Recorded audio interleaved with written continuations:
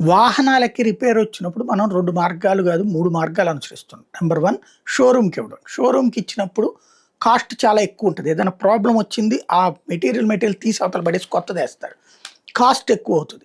లేదంటే మనకు తెలిసినటువంటి మెకానిక్ దగ్గర ఇచ్చి అక్కడ పార్ట్‌లు మాత్రం ఒరిజినలయ్యే ఎయండి ఏదైనా రిపేర్ అయినయి అని చెప్తాం.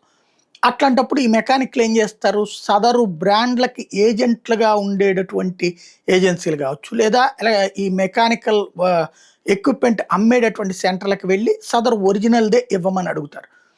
అక్కడ డూప్లికేట్‌లు అనేటటువంటిది రన్ అవుతున్నాయి. ఇప్పుడు అశోక్ లేలాండ్ వాళ్ళకి సంబంధించినటువంటి అట్లా డూప్లికేట్లు తయారు చేస్తున్న సంస్థల మీద గుంటూరు జిల్లాలో దాడులు జరిగినాయి. వాళ్ళని అరెస్ట్ చేశారు, కేసులు పెట్టారు. యథాతథంగా అశోక్ లేలాండ్ ఎట్లా ఉంటదో అదే తరహాలో ఉండేటటువంటి విధంగా వీళ్ళు తయారు చేసి లేబుల్స్, బ్రాండ్ కూడా వేసి మరీ అమ్ముతున్నారనమాట. ఒరిజినల్ అశోక్ లేలాండ్ కంపెనీ నుంచి ఎంతకొస్తదో ఆ వ్యాపారస్తుడికి తెలుసు. పోనీ మోసపోయాడనుకోవడానికి. తెలిసి కూడా ఇది కొన్నాడంటే రూ. 20 వస్తోందని చెప్పి డూప్లికేట్ అంటగట్టడం. తద్వారా వాహనాలకి సమస్య అవుతుంది.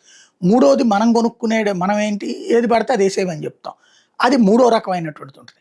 బట్ ఈ రెండో రకం వాళ్ళని మోసం చేస్తున్నటువంటి ఘటనలు రాష్ట్ర వ్యాప్తంగా చాలా చోట్ల జరుగుతున్నాయి. ఒక్క గుంటూరులోనే కాకుండా రాష్ట్ర వ్యాప్తంగా అన్ని చోట్ల సదరు కంపెనీలు క్రాస్ చెక్ చేసుకుంటే వాళ్ళ బ్రాండ్లని వీళ్ళు డూప్లికేట్ చేస్తూనే బోల్డ్ ఉంటున్నాయి. క్రాస్ చెక్ చేసుకుని పోలీసులతోనూ ఇతర అధికార యంత్రాంగాలతో వాటిని సీజ్ చేయిస్తే పరిష్కారం లభిస్తది.